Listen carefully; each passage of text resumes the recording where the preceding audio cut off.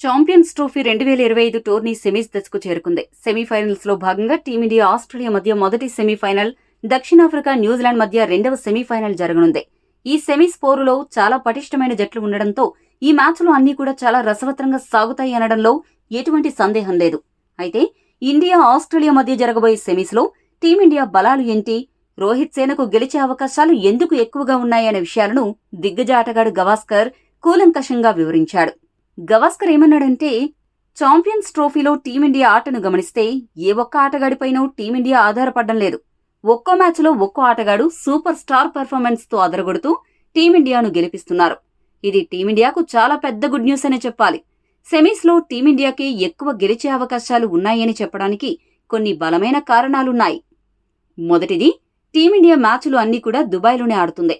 అక్కడి పిచ్చులు ఎలా ఉంటాయనే విషయంలో పూర్తి అవగాహన ఉంది. ఆస్ట్రేలియా ఇప్పటివరకు అక్కడ ఒక్క మ్యాచ్ కూడా ఆడలేదు. ఈ పరిస్థితుల్లో పిచ్ అడ్వాంటేజ్ ఖచ్చితంగా టీమిండియాకుంటుంది. రెండవ కారణం ఏంటంటే, ఈసారి ఆసీస్ బౌలింగ్ విభాగం బలహీనంగా మారింది. వన్డే ప్రపంచ కప్ ను గెలిపించిన మిచెల్ స్టార్క్, ప్యాట్ కమిన్స్, జోష్ హజల్వుడ్ లాంటి స్టార్ పేసర్లు గాయాల కారణంగా తప్పుకోవడంతో వారి స్థానంలో కొత్త వాళ్లే బరిలోకి దిగుతున్నారు. Spencer Johnson, Nathan Ellis, Dwarshuis వంటి బౌలర్లు ఉన్నా అంతర్జాతీయ స్థాయిలో అనుభవం తక్కువ. గ్రూప్ స్టేజ్లో ఇంగ్లాండ్ బ్యాటర్లు 350+ పరుగులు చేసినప్పుడు ఆసీస్ బౌలింగ్ దారుణంగా తడబడింది. ఆఫ్ఘనిస్తాన్ కూడా వర్షం అంతరాయమైన మ్యాచ్లో 270+ పరుగులు చేయగలిగింది.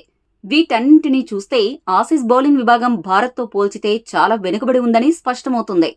మూడవ కారణం విషయానికొస్తే, ఆస్ట్రేలియా మ్యాచ్ ప్రాక్టీస్ తక్కువగా ఉంది. దక్షిణాఫ్రికాతో మ్యాచ్ వర్షం కారణంగా రద్దవ్వగా ఆఫ్ఘనిస్తాన్తో కూడా సగం మ్యాచ్ వర్షం కారణంగా రద్దయింది. కాబట్టి ఆస్ట్రేలియా ఆటగాళ్లు ఇది ఒక పెద్ద మైనస్ గా మారనుంది.